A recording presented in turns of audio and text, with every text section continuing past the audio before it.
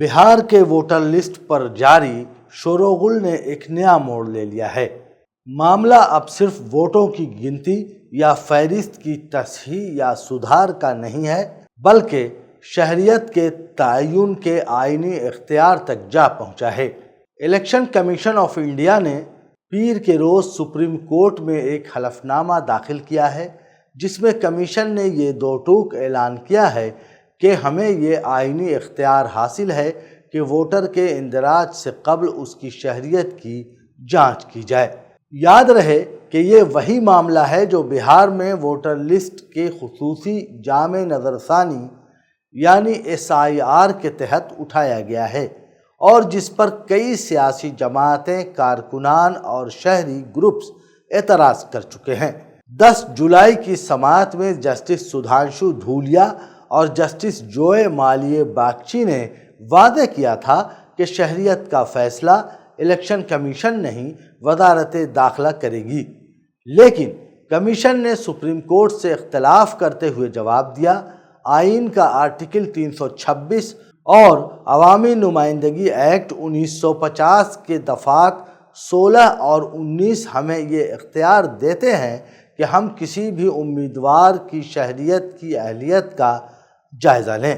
یہی نہیں، کمیشن نے مزید کہا کہ ووٹر لسٹ کی صفائی اور شفافیت اس کا آئینی فریضہ ہے اور یہ عمل کسی کی شہریت منسوخ کرنے کے لیے نہیں، بلکہ صرف انتخابی فہرست سے غیر اہل افراد کو ہٹانے کے لیے کیا جا رہا ہے۔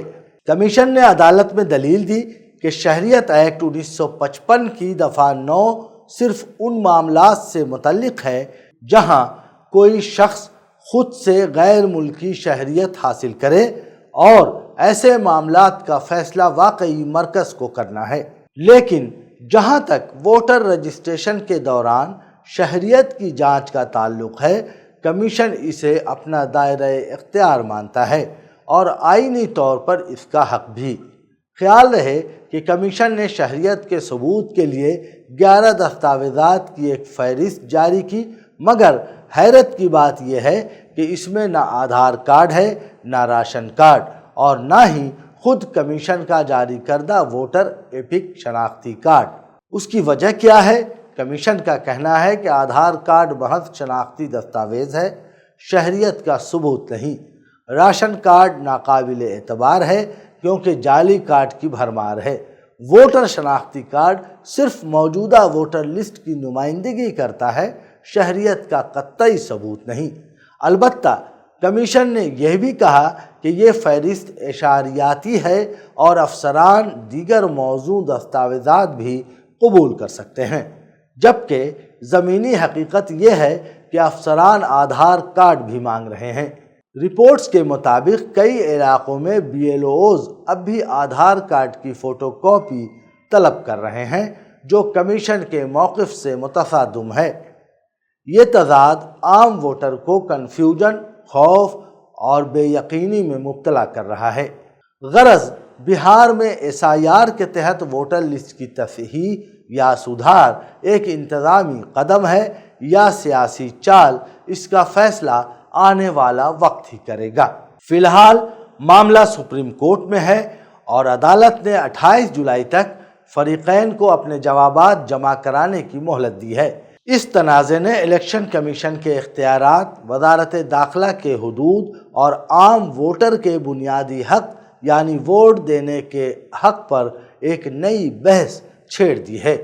کیا ووٹ دینے کے لیے شہریت ثابت کرنے کی یہ سخت شرائط جمہوری ہیں یا پھر یہ صرف ووٹر لسٹ کو فلٹر کرنے کا ایک نیا طریقہ؟ یہ وہ سوال ہے جس کا جواب پورا ملک جانتا ہے۔ اپوزیشن جماعتیں جن میں راشٹریہ جنتا دل، کانگریس اور دیگر شامل ہیں، ان پارٹیوں نے ووٹرز کے حقوق پر حملہ قرار دیا ہے۔ ان کا کہنا ہے کہ یہ عمل خاص طور پر دیہی علاقوں، غریب طبقات اور اقلیتی برادریوں کو نشانہ بنا رہا ہے، جو اکثر پاسپورٹ یا پیدائش کے سرٹیفکیٹ جیسے دستاویزات نہیں رکھتے۔ اپوزیشن رہنماؤں کا الزام ہے کہ SIR کے ذریعے ووٹر لسٹ سے بڑی تعداد میں ووٹرز کو ہٹانے کی کوشش کی جا رہی ہے جو انتخابات میں ایک مخصوص سیاسی جماعت کو فائدہ پہنچا سکتی ہے۔